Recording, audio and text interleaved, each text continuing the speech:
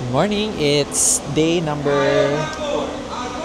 4 and pupunta kami ng Havana, Cuba for the day trip. Hintay lang namin yung aming tour guide and aming driver dito sa lobby. And actually madaming pupunta ng Havana today. Pero they're using the tour bus. Yan, merong 3 tour bus dyan sa harap. For the hotel guest na pupunta ng Havana. Pero I think it's the same yung pupuntahan and all. Ang difference lang is that private yung car namin and meron kaming sariling tour guide. Pero parang okay din naman tong service na to, and I think mas mura siya. Parang if I'm not mistaken, mga nasa $20-30 lang to. Unlike dun sa service na kinuha namin, around $160 for the driver and the tour. So yeah, hopefully dumating na yung sasakyan namin para makastart na kami ng aming journey going to Havana. Una na. Here, what is Jaguar? Actually, it's a bad word in the Philippines. No, here. Visayas region. No. Yeah, we have 100 different languages in the Philippines. So up there is where we're gonna stop. See, so you will have like the view of all this place from there. So we are gonna stop there for around 15 minutes. Okay. So you will have the opportunity to.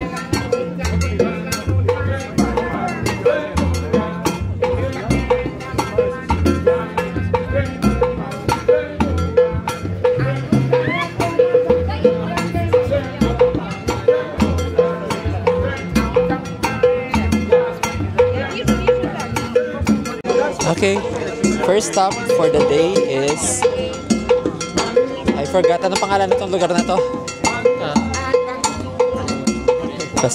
Basta ito yung highest bridge in the entire Cuba. Ito yung pinakamataas na bridge sa Cuba. Yan sa likod namin. Yan, so we're gonna stop here for 15 minutes, and then pagkatapos nito, diretso na kami ng Havana. So makikita mo lang dito is like a bar na nagtitinda ng piña colada, and then may mga performers dito, and then yan, ito yung bridge. Okay, so there's another like picture spot here sa baba ng hagdanan. Yan, gusto daw ni JF doon mag-picture doon. So let's see.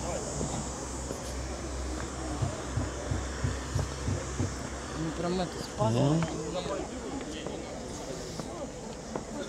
Picture ka dyan?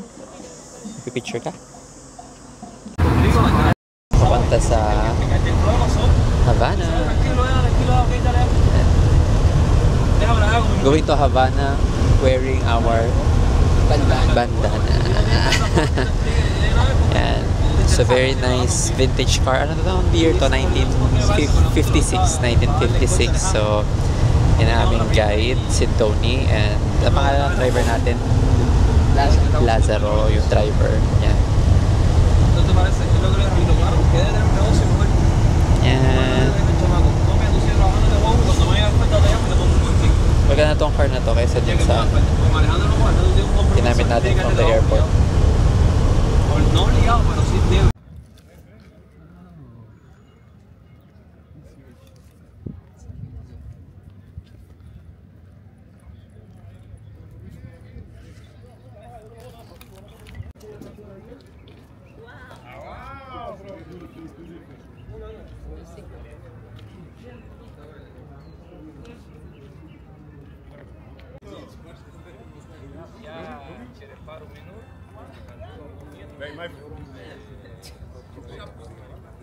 Oh, that is where First stop here in the city of Havana. Dito sa likod ko ang Ahora me van a hacer un corazón por el norte de Peña Nieto. Look at yung main city ng Havana. And then, Ese fue famoso.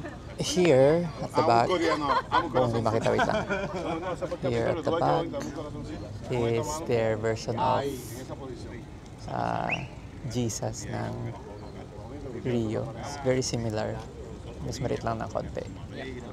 Ginawa to sa Italy. It was shipped here like in the 1950s. Dale un besito para Yeah, que te we're gonna llegue. explore Te this recuerdo. part. This is the Ok, mira qué lindo. old Havana. And then this is the new Havana. So we're gonna explore Mira lo that que later. está dentro, That's ¿qué está dentro del capital. corazón. Around the city, but this one in special have the longest cigar in the world with the Guinness World Record. Longest.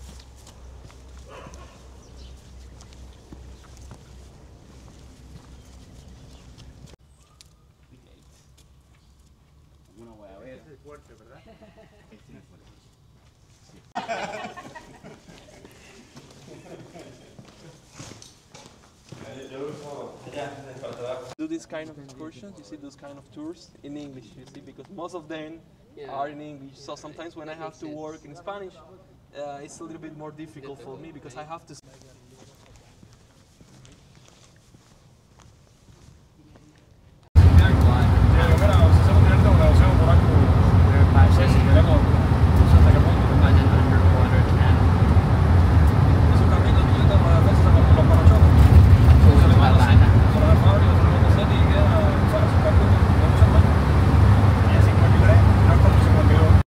Paakyat na.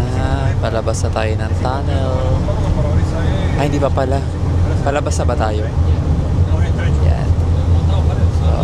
Underwater tunnel going to the old Havana.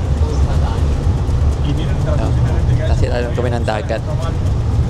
Ayan na, palabas. Tada!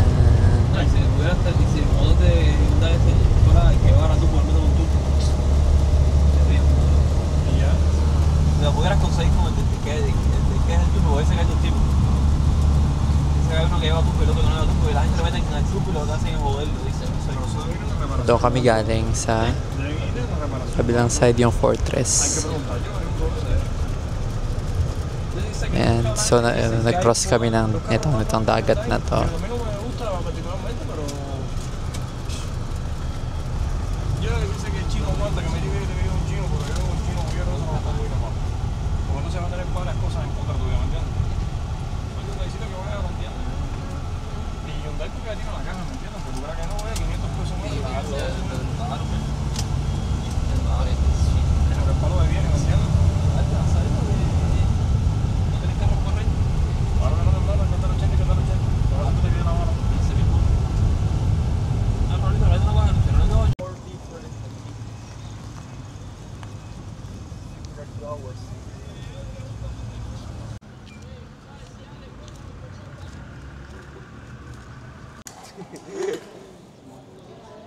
The cathedral, you know, is still in use.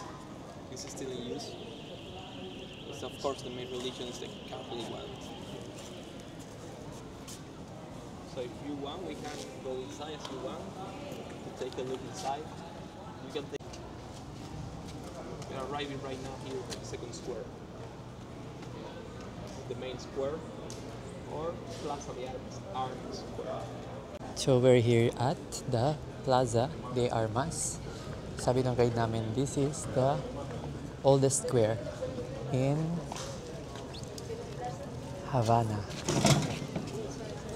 So, let's see. Oldest square.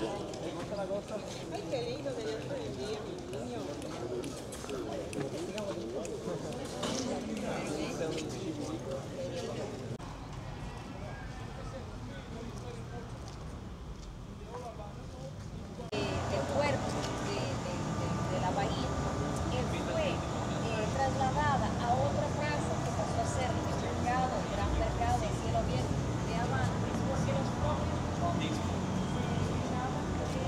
Maybe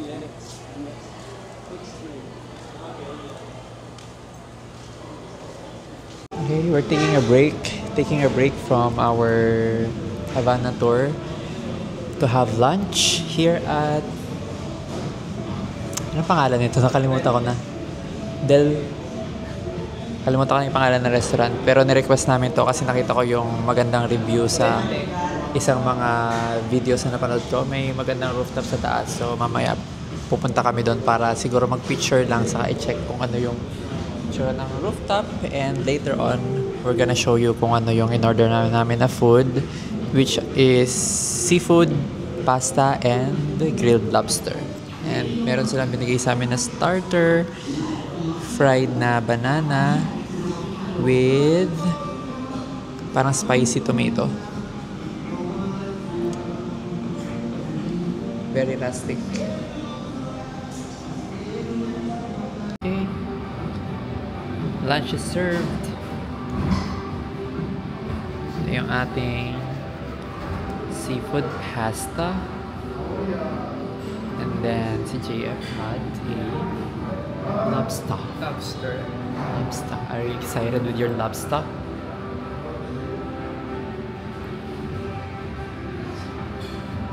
We are also gonna make a stop for you to take some picture at the same spot where the movie was filmed.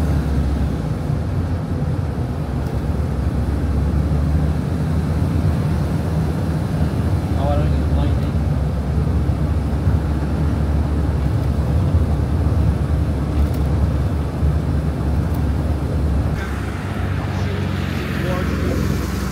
Came here to Havana, as you can see. Okay, part 2 or second half of the tour is the newer Havana area.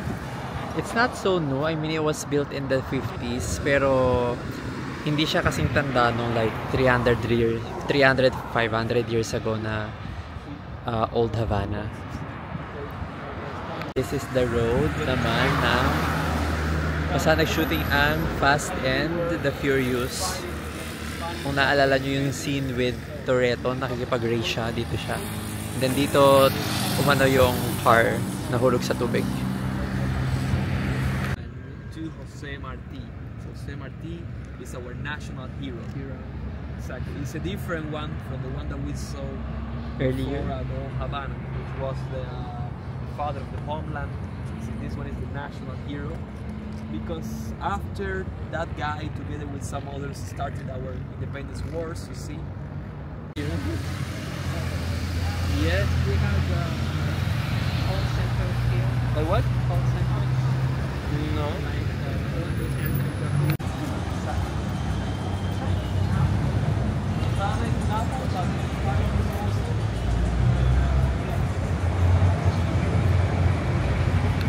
Bye-bye! Yes, done na with our tour at Havana. Past 6 na, no? Past 6 na ba? Around 6 o'clock na and we're back to our resort.